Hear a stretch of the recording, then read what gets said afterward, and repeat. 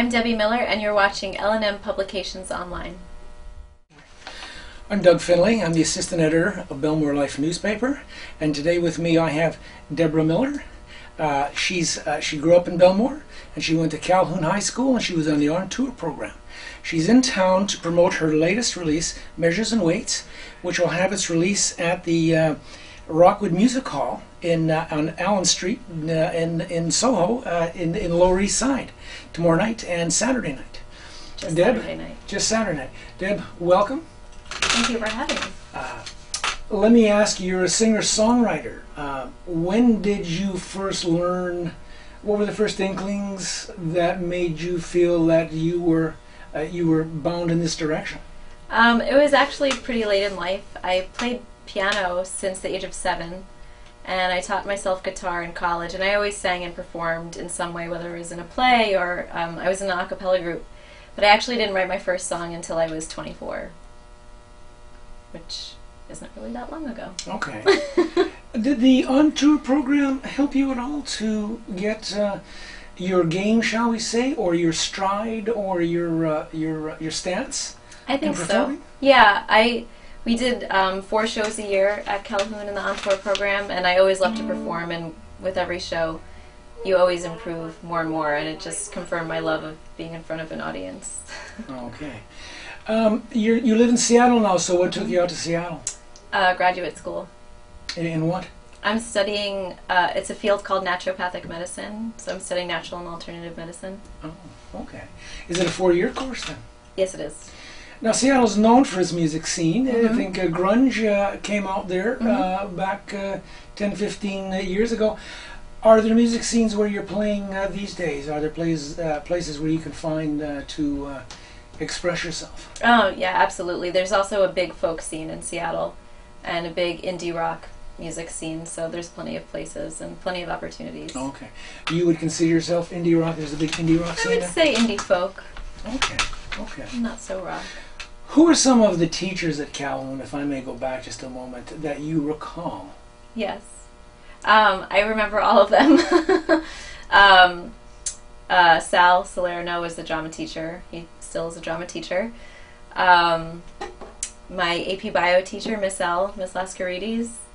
Mr. Harrison, my social studies teacher, Mr. Smestad. I had so many great teachers at Calhoun. I loved high school, actually. You loved high school? I did. Okay.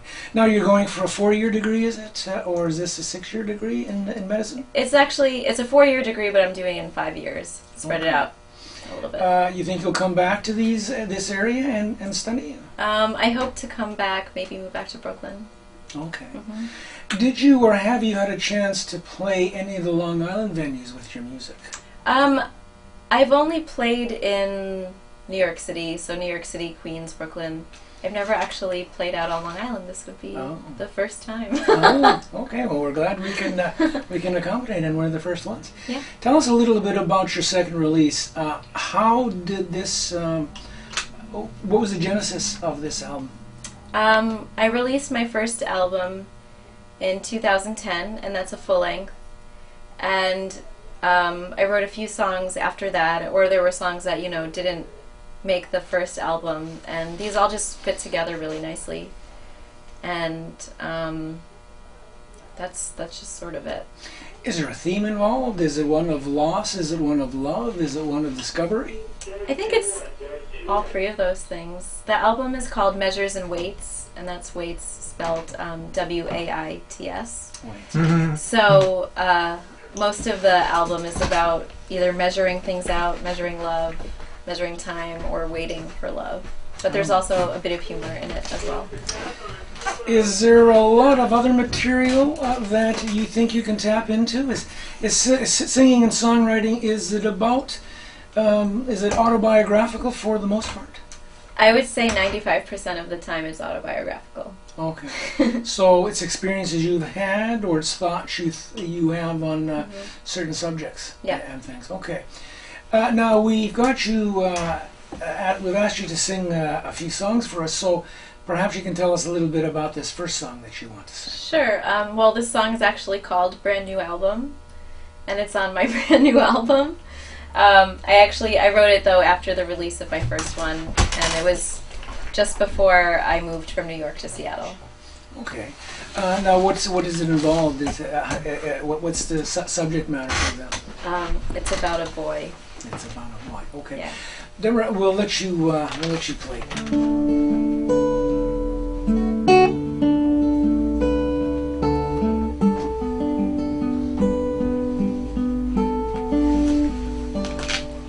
Are you curious what I ate for breakfast? Do you wonder what I did last night? I did not post it on Facebook this time. Did you hear that I've got a brand new album out? Pretty sure it's gonna wow them all, but I care only if I wow you.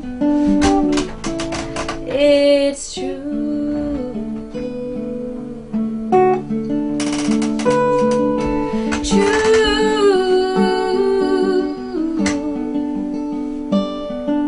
And what shirt did you decide to wear today? Are you scruffy or did you shave? Either way, I bet you're looking okay. But you change your look like you change your women. Always want a new beginning. I only wanted the middle part. Oh, screw the start.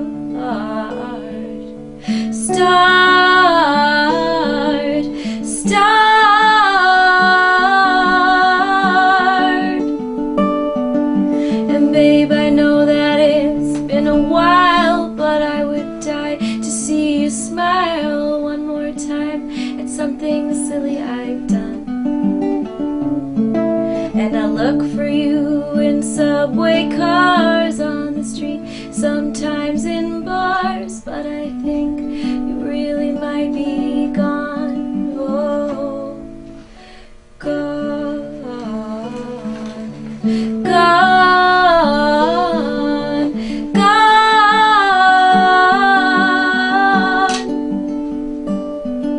I'm actually quite okay, and there's nothing I need to say, and there's nothing you need to do.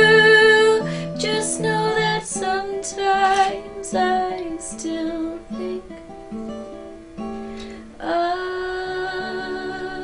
you.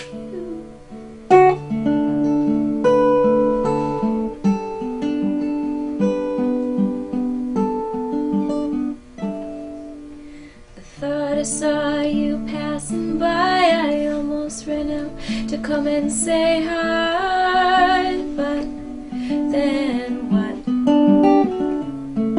We both say hi and how are you and what have you been up to, and then we'd have to say goodbye for the millionth time.